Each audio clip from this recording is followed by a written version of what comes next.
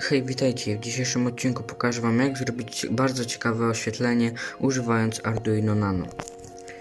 Więc zacznijmy. Pierwsze co musimy zrobić, to znajdujemy pin GND oraz WIN. Jak widzicie, tu są te dwa obok siebie, więc skorzystamy z tych obydwu. Do GND podpinamy minus, do WIN podpinamy plus. Jak widzicie, mamy bardzo dużo pinów, które są właśnie oznaczone literą D oraz jakimś numerkiem.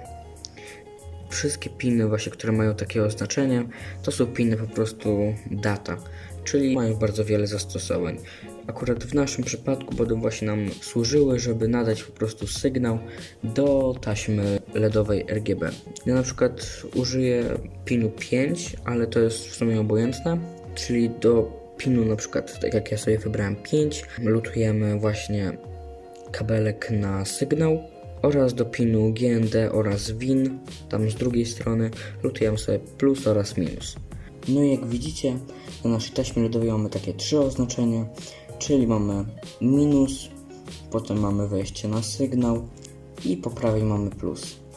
I teraz musimy także jakieś 5V zasilanie właśnie przylutować dwa kabelki i możemy je tak samo połączyć, żeby nasz zasilacz albo bateria mogły się zasilać i taśmę LEDową i nasze Arduino. Teraz musimy coś zrobić, żeby nasze Arduino mogło kontrolować tą taśmę LEDową. Ok, czyli włączamy aplikację od Arduino do pisania kodu. Wchodzimy w szkic, dołącz bibliotekę. Zarządzaj bibliotekami, wtedy Wam wyskakuje coś takiego. W wyszukiwarkę wpisujemy Fast LED, czyli po prostu Fast LED i tutaj nam właśnie wyskakuje takie oto coś do pobrania, już tam pobrane, więc mi się będzie chować. I widzicie, wyskakuje Wam coś takiego, kliknijcie instaluj. No i jak już pobraliśmy tą bibliotekę, to tutaj właśnie mamy takie pierwsze kilka linijek i tu jest tak LED pin, czyli teraz musicie tutaj wpisać numer pinu, który Wy wybraliście. W moim przypadku, jak pamiętacie, to był pin numer 5. No ale tak mniej więcej trzeba wpisać, ile tych LEDów jest na Waszej taśmie LEDowej.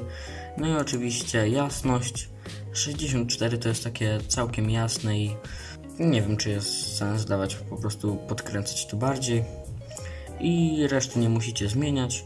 Teraz to co trzeba zrobić, to po prostu sobie możecie zweryfikować dla pewności, że nie zrobiliście żadnych błędów. Potem, żeby to wgrać na Arduino, musicie podpiąć swoje Arduino do USB, wejść w narzędzia, wejść sobie w port, wybrać port, pod który jest podpięte Arduino. Jak widzicie, ja mam tylko jeden, więc za dużo jakby nie mam do roboty. Tutaj macie też, możecie sobie wybrać rodzaj płytki, jaką Wy macie, no i rodzaj procesora. Oczywiście to powinno Wam się automatycznie zrobić, ale w razie jakby nie, to już wiecie. Więc jak już macie wybraną płytkę, klikacie w graj. Jeżeli będzie problem z wgraniem programu, to w takim razie musicie wejść z powrotem w narzędzia i po prostu zmienić na inny port, bo w takim razie wybraliście po prostu zły. Więc wgrywacie, jak już kod jest wygrany, Wasze Arduino powinno od razu zacząć pokazywać animację, więc jeżeli wszystko się normalnie działa i pokazuje się animacja, klikamy zapisz. No i jak widzicie, ja już tutaj bardzo ładnie przykleiłem taśmy LEDowe. No jak wiecie, to było bardzo trudne, ponieważ taśmy LEDowe się tak nie wyginają. I teraz możemy sobie dla próby podpiąć do powerbanka.